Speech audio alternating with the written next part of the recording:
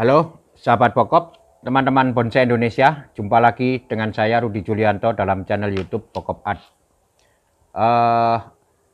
Ini saya kembali berhadapan dengan pohon ini yang sudah 2 kali saya membuat kontennya. Dimulai dari awal banget pohon ini setelah didongkel, kemudian kita biarkan dulu untuk pertumbuhan kurang lebih 4 bulan, baru ada penanganan pertama pada konten saya yang pertama, kurang lebih kalau nggak salah 5 bulan yang lalu.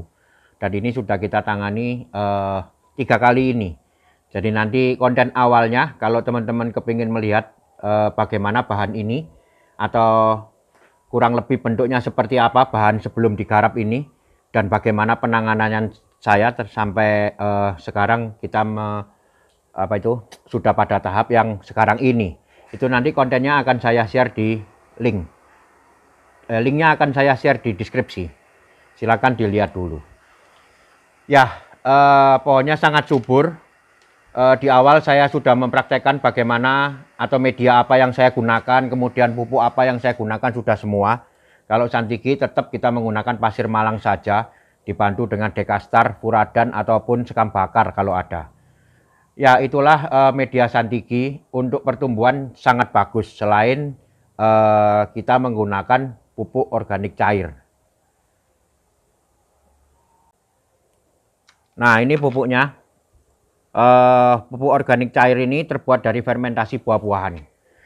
Kita menggunakan pupuk ini mingguan. Jadi dalam seminggu kita semprotkan ke daun.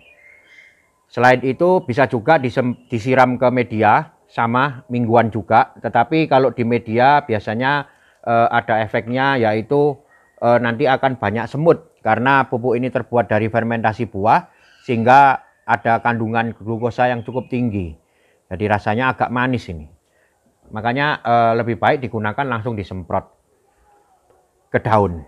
Ya, dari penanganan kedua sampai sekarang ini sudah kurang lebih 3 bulan lebih ya, hampir 4 bulan. Pertumbuhannya memang sungguh luar biasa, dan ini sudah banyak sekali cabang-cabang yang tadinya saya loss, sekarang sudah mencapai proporsi yang saya inginkan. Jadi mungkin nanti ada beberapa yang masih saya loss dan ada beberapa yang sudah harus dipotong karena proporsinya sudah dapat. Seperti ini, mungkin teman-teman dulu juga ingat bahwa ini adalah cabang kecil yang saya akan push menjadi letak mahkota. Oleh karena itu cabang ini harus dibesarkan dulu. Nah, sehingga alur atau flow atau gerak batangnya, alur kambium hidupnya akan mengalir ke sini kalau ininya udah besar. Sekarang udah cukup terlihat ya, sudah cukup terlihat dia besar sehingga memang kelihatan flow-nya mengalir ke sini. Tadinya flow-nya mengalir ke bawah karena yang bawah lebih besar. Ya, selain itu pada konten yang terdahulu saya juga berusaha memperkecil adanya keringan ini agar penampilan yang bawah tidak terlalu berat. Nah, ini akan kita apakan nanti? Yang jelas di sini akan letak mahkota utama. Kita ikuti bersama bagaimana nanti saya membuat atau menseleksi ranting-ranting yang berada di sini untuk dijadikan kerangka mahkotanya. Kemudian di sini ada semi mahkota. Nanti kita saksikan bersama bagaimana saya mulai membuat kerangkanya dulu. Jadi pada tahap ini masih belum dalam tahap pembentukan, masih pada tahap tetap pemilihan untuk konsentrasi tumbuh dan sebagai kerangka dasar. Bukan kerangka dasar, kerangka kedua. Oke, mari kita ikuti bersama teman-teman.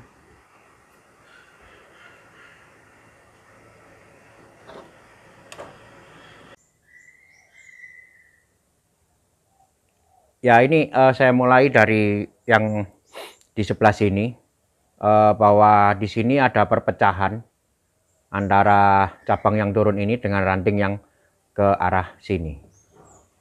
Ini ada perpecahan. Kemudian ada pertumbuhan hampir di tengah-tengah. Nah, pertumbuhan ini yang tidak kita perlukan. Ini kita buang. Ya, jadi perpecahan ini nanti akan terlihat jelas.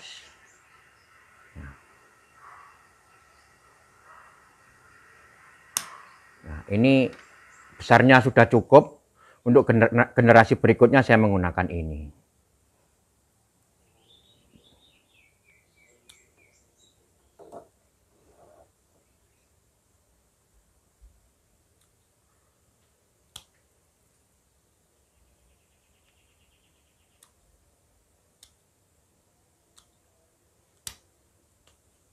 Ya, tetap pada konsentrasi tumbuh. Bisa dilihat ya, ini ya, ada pertumbuhan baru yang tidak saya perlukan, dibuang dulu. Nah, jadi apa yang ada pada percabangan ini hanya menyisakan 1, 2, 3, 4, 5 anak ranting ataupun ranting ini. Ya, jelas jadi pembagiannya jelas. Masih pada tahap seperti ini, ya, belum pada tahap bisa menjadikan. Nah, seperti ini, besarannya sudah cukup. Nah, ini besarannya sudah cukup, maka kita boleh potong ujungnya untuk diteruskan ke generasi berikutnya. Tetapi apakah pertumbuhan ini akan berhenti membesar? Tidak, ini pasti nanti akan tetap membesar. Cuman memang lebih lambat. Tetapi seiring dengan nantinya kita mengharapkan pertumbuhan ini, di sini juga akan membesar. Demikian juga yang ini. Kalau saya potong di sini, nah, ada 2 tarian yang nanti akan tetap memperbesar ranting yang ini, karena memang tidak diperlukan terlalu panjang.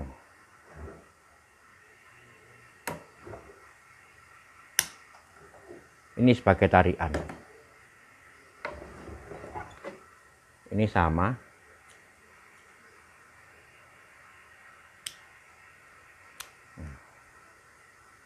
Jadi dari sini kita bisa tahu ya apa yang saya inginkan. Artinya pembagian struktur anatomi, tujuannya itu. Ya, apabila cabang sudah perbesarannya cukup, kemudian kita harus membuat ranting, ya kita adakan ini sekarang. Terus begitu dulu. Belum ada tahap pembentukan, masih tahap membuat kerangka. Nah, pembagian cabang yang tadinya nggak ngerti arahnya kemana, sudah saya arahkan sesuai dengan sekarang ini. Ini juga tadinya tidak kemari arahnya, tetapi saya menginginkan dia kemari. Maka dari awal saya arahkan supaya dia mengarah kemari. Nah, kalau sudah mengarah ke sini, tinggal sekarang gampang saja. Saya ranting-rantingnya ini menyesuaikan dengan arah yang tadinya sudah saya tetapkan. Jadi arah cabang saya tentukan di awal, kemudian sekarang ranting yang saya pilih menyesuaikan dengan arah cabang yang sudah saya tentukan.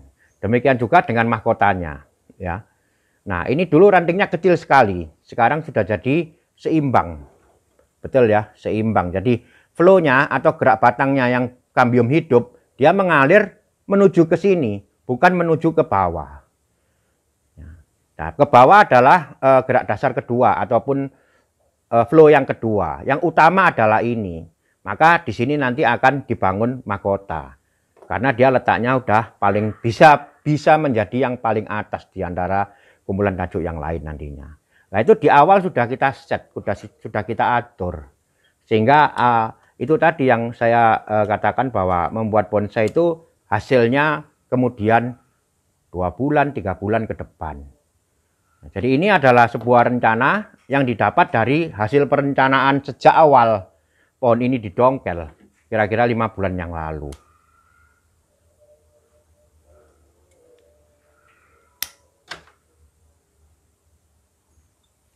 Yang bagian belakang juga bisa dilihat ini ya. Nah ini besarannya udah luar biasa ini.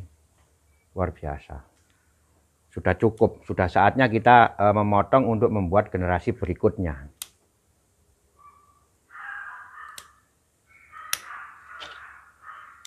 Ya.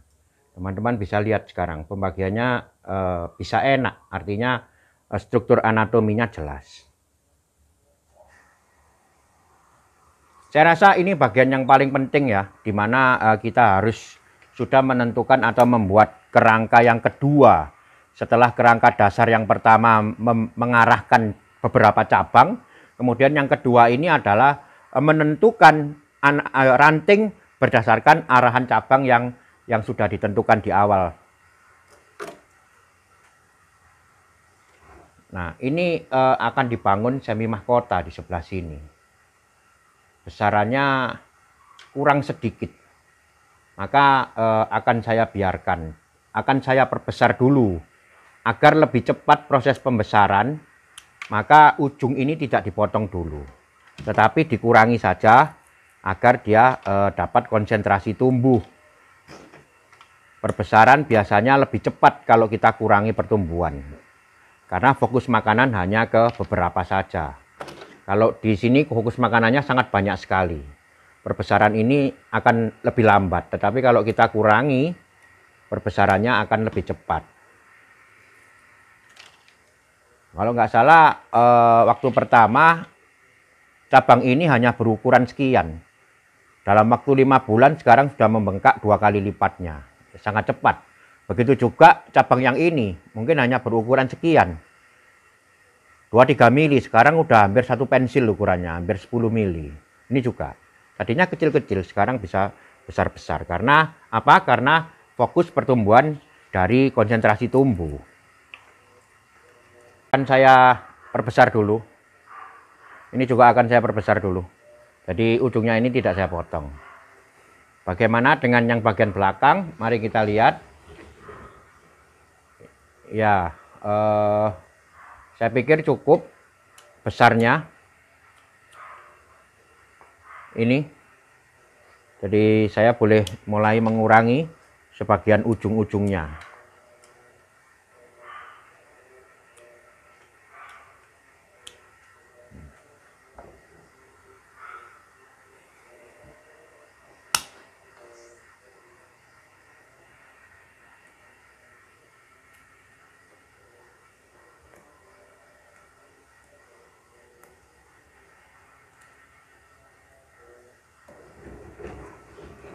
Ya. Nah, sekarang udah bisa dilihat bahwa kondisinya adalah sudah mempunyai kerangka dasar yang kuat, yang bagus. Karena apa? Karena upaya dari memperbesar dulu percabangannya. Ya, jadi setelah diperbesar, maka saya sudah bisa memotong karena untuk melanjutkan generasi ke berikutnya, yaitu pembuatan ranting.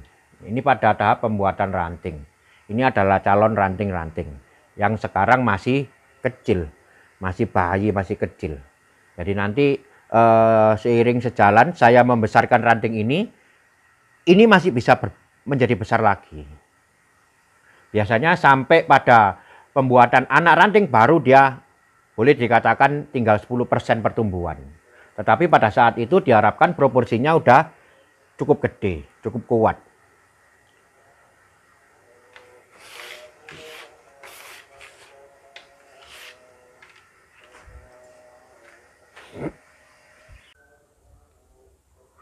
Jadi kurang lebih itulah langkah-langkah membuat bonsai. Langkah ini bukan langkah yang instan, tetapi adalah langkah yang sangat cepat untuk sebuah proses membuat bonsai. Karena apa? Kita menggunakan teknik konsentrasi tumbuh. Kita menggunakan pertumbuhan yang dikonsentrasikan. Sehingga yang apa yang kita inginkan untuk diperbesar atau diperpanjang ataupun apapun itu bisa lebih cepat tercapai. Di samping itu, kita juga memfokuskan, artinya tidak mempunyai opsi-opsi yang tidak perlu untuk ditumbuhkan.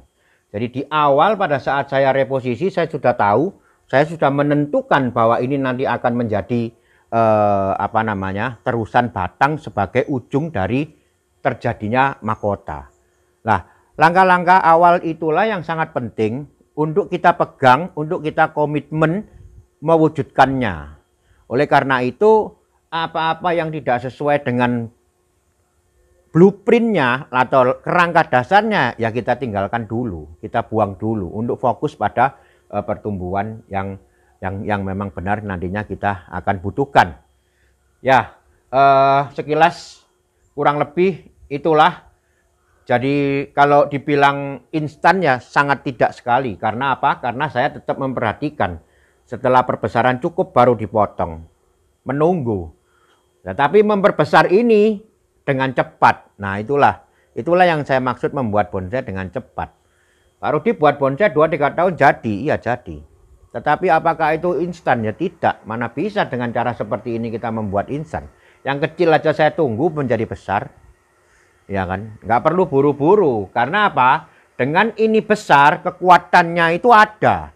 Sumber kekuatan besaran ranting cabang ini untuk menghidupi ranting ini ada. Itulah perhitungannya. Kalau ini kecil sudah saya bentuk, sudah saya potong ataupun sudah saya jadikan, maka kekuatan kecil ini tidak mumpuni nantinya untuk menghidupi sampai ke perpecahan dia, cicit ranting dan seterusnya. Maka cabang ini adalah kekuatan tumbuh. Itu juga menjadi teori dasar yang saya pegang. Kekuatan tumbuh yang saya maksud adalah kekuatan tumbuh nantinya bisa menghidupi atau membuat sebuah kumpulan tajuk pada masing-masing cabangnya. Bisa dipahami ya. Jadi ini proses selanjutnya saya akan mempertegas lagi. Yang pertama adalah kerangkanya atau cabangnya. Mungkin ada yang perlu kurang naik sedikit, kurang turun sedikit. Kita lebih fixkan. Ya, selanjutnya nanti akan saya kawat yang bagian ranting juga. Untuk mengarahkan kali ini. Jadi pengawatan pada proses kali ini adalah mempertegas arah dari cabang yang memang sudah ada arahnya. Kemudian membuat arahan baru buat rantingnya. Ini cabang sudah saya arahkan. Pembagiannya sudah enak. Ya. Cuman sekarang harus dipertegas dulu apakah ini betul di sini atau kurang turun dikit atau kurang naik sedikit. Nah itu nanti yang akan kita bereskan atau kita benarkan pada proses kali ini.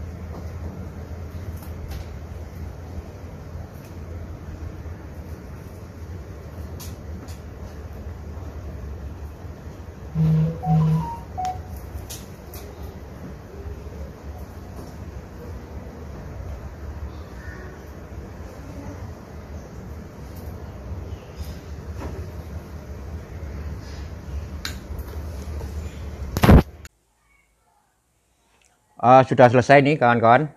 Jadi saya sudah melakukan pengawatan, cuman langkah selanjutnya adalah melakukan pengarahan.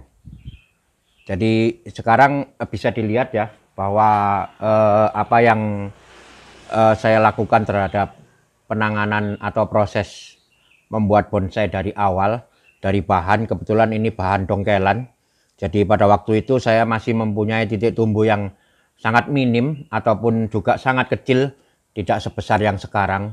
Hanya dalam waktu 6 bulan saya sudah bisa memperoleh keseimbangan anatomi yang cukup. Jadi langkah pertama adalah menentukan posisi, kemudian menentukan letak mahkota. Nah, itulah sebagai dasar untuk melangkah ke langkah berikutnya. Apabila posisi sudah ditentukan, kemudian letak mahkota sudah ditentukan, nah kita tinggal menuju ke atau memprosesnya menuju ke rencana dasar tersebut. Nah, seperti di awal sudah saya utarakan bahwa untuk mencapai flow atau gerak dasar yang menuju ke arah mahkota, saya harus memperbesar cabang ini terlebih dahulu. Dan ternyata dalam waktu 5-6 bulan sekarang ini sudah tercapai besaran yang cukup. Ini pun nanti masih bisa berkembang lagi atau masih bisa lebih besar lagi. Akan lebih baik dan akan lebih kuat. Kesan pohonnya akan lebih kokoh apabila ini juga nantinya membesar. Jadi langkah-langkah yang ditempuh tidak instan sama sekali, yaitu tetap yang utama adalah memperbaiki gerak dasar dulu. Gerak dasar yang saya maksud adalah tadi saya perlu diperbesar untuk membuat terusan gerak dasar. Kemudian kita membuat cabang-cabangnya. Ini adalah cabang-cabang yang waktu itu saya buat pada konten yang pertama dan kedua. Setelah cabang-cabang ini memperoleh ukuran yang sesuai, kita potong dan kita teruskan untuk pembuatan ranting-rantingnya. Jadi itulah berurutan. Sampai sekarang pun belum terlihat adanya kondisi yang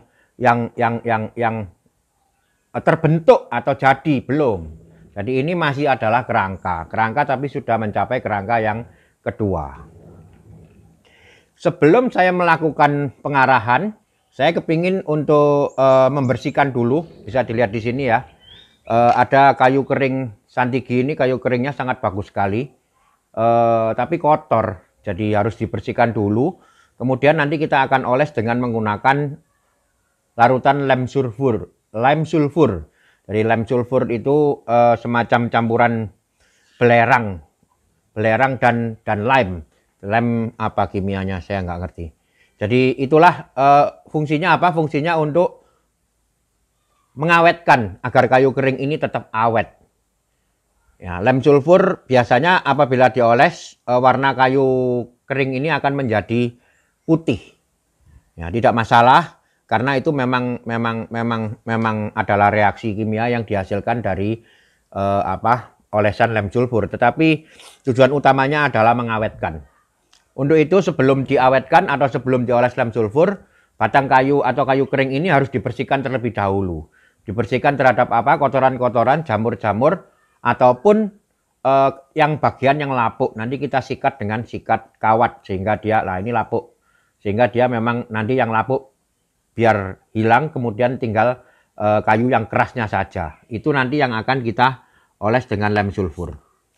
Oke, kita bersihkan dulu pohonnya, nanti kita oles dengan lem sulfur.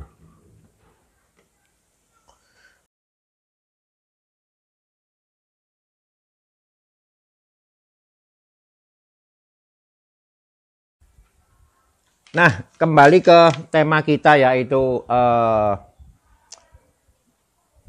eksplorasi pesona bonsai kecil. Jadi menurut saya membuat bonsai kecil ataupun membuat bonsai besar prosesnya adalah sama. Artinya kita harus bersungguh-sungguh untuk tetap dapat mengeluarkan apa potensi terbaik dari bahannya. Di sini saya membuat banyak sekali, ada banyak sekali ratusan bonsai-bonsai seperti ini, berukuran kecil, santigi semua. Itu semua saya kerjakan atau saya buat dengan konsep ataupun dengan dengan fokus yang sama, yaitu dengan konsep membuat bonsai tropis, tidak sepelekan sama sekali karena ini kecil ataupun tidak di apa namanya itu. Intinya sama. Proses pembuatan bonsai besar dan bonsai kecil itu sama. Jadi kalau memang dia harus simple, ya kita buat simple. Kalau memang dia harus mempunyai banyak cabang ranting karena memang konsep bonsainya harus begitu, ya kita adakan. Ya seperti ini, apabila kita hanya menginginkan penampilan perandingan ringan, ya kita buat ringan. Ya, yang penting skalanya meskipun ini kecil, tapi skalanya bisa pas. Proporsinya bisa enak, anatominya bisa enak, kemudian letak-letak tajuknya juga sama seperti kita membuat bonsai besar. Apabila kita harus menampilkan sebuah pohon yang subur atau banyak sekali kumpulan daunnya, ya kita tampilkan banyak sekali kumpulan daun. Bukan berarti kecil kumpulan daunnya sedikit, tidak.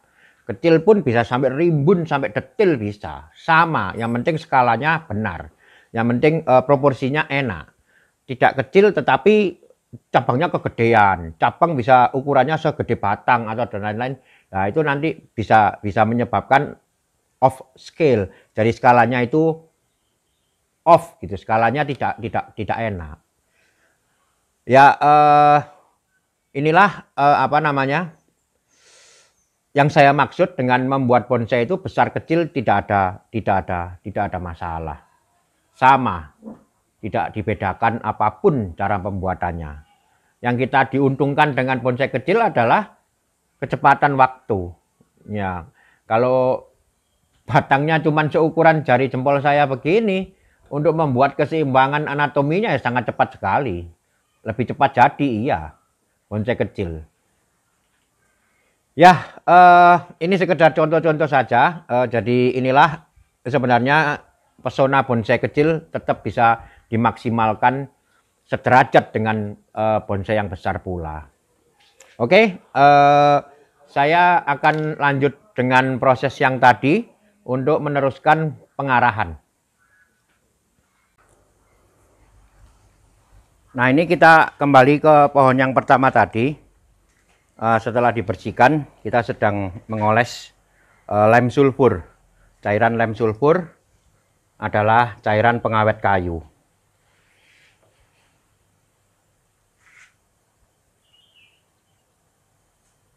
Hari ini saya dibantu Mas Bejo. Mas Bejo dari PPBI Gresik nih.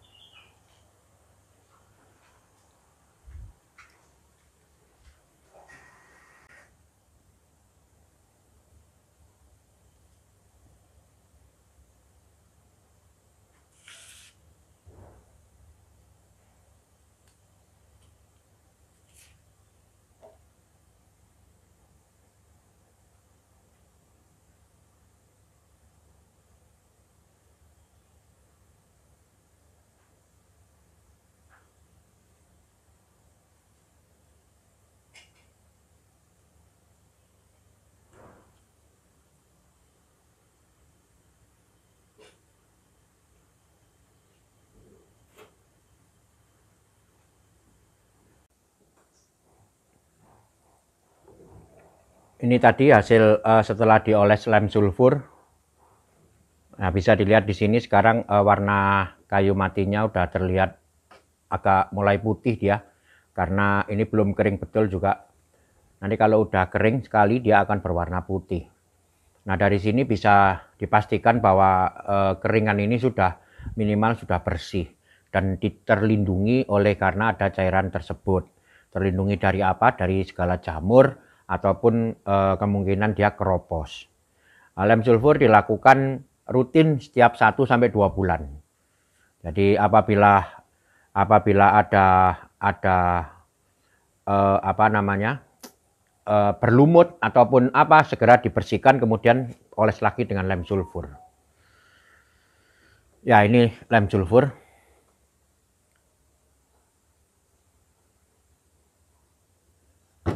Oke, saya lanjut dengan proses pengarahan. Ini tadi sudah saya arahkan. Yang pertama adalah pembetulan cap batang dulu, gerak batang dulu ini. gerak batangnya ini sudah saya naikkan ya, sehingga di sini nanti akan direncanakan untuk terjadinya susunan mahkota. Saya hanya mempunyai beberapa ranting saja untuk bagian susunan mahkota ini, tapi tidak masalah. Nanti dia akan tumbuh.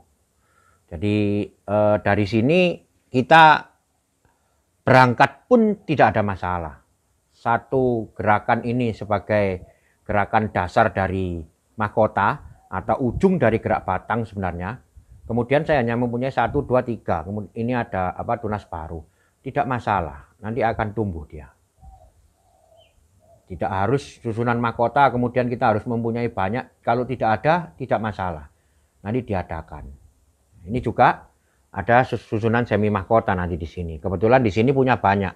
Ya, kita adakan apa adanya dulu.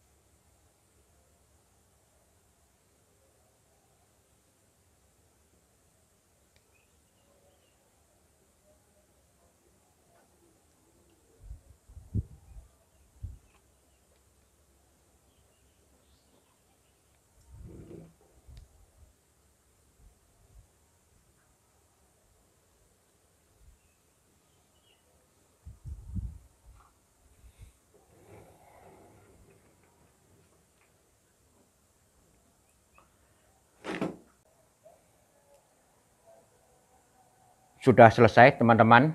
Jadi inilah apa yang bisa saya lakukan pada tahap ini. Jadi ini adalah prosesnya tadi, kemudian nanti hasilnya 2-3 bulan ke depan. Nanti bisa dilihat apakah ranting-ranting yang kita upayakan pada hari ini tumbuh dengan baik, kemudian ada penambahan kita tambahkan, kalau ada pengurangan kita kurangkan, kalau ada yang masih diperbesar kita los lagi, kalau udah cukup besarnya kita potong. Itu saja. Nah, dengan demikian kita sudah bisa melihat sebuah kerangka yang lebih maju lagi dari kerangka dasar. Ini adalah kerangka yang kedua. Kita sudah mempunyai kerangka tajuk. Jadi di sini akan menjadi semi mahkota, di sini akan menjadi mahkota, di sini akan menjadi pengikut mahkota dan lain-lain. Kita sudah tahu semua ini. Ini ada pertumbuhan baru. Sekiranya diperlukan, di-los dulu.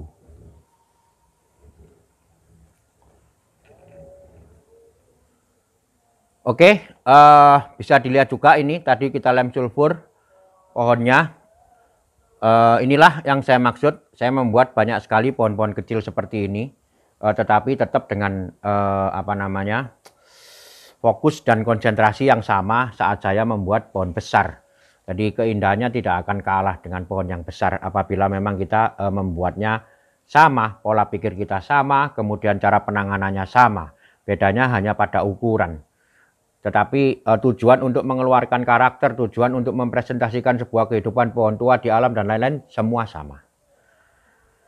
Saya pikir cukup dulu untuk kali ini. Mudah-mudahan saya tetap dapat terus mengupdate ini semua pohon kecil-kecil ini. Nanti akan saya update terus sehingga nanti teman-teman bisa tahu bagaimana dari awal penanganan sampai terjadi proses yang update. Mudah-mudahan sampai bisa dipresentasikan dalam sebuah pameran. Terima kasih telah menyimak, semoga tadi bermanfaat. Tetap ikuti terus channel YouTube Pokop Art untuk segala info teknik dan sharing saya membuat bonsai. Tetap semangat, mari kita berkarya, karya bonsai Indonesia, bonsai tropis, konsepnya pokok. Salam pokok.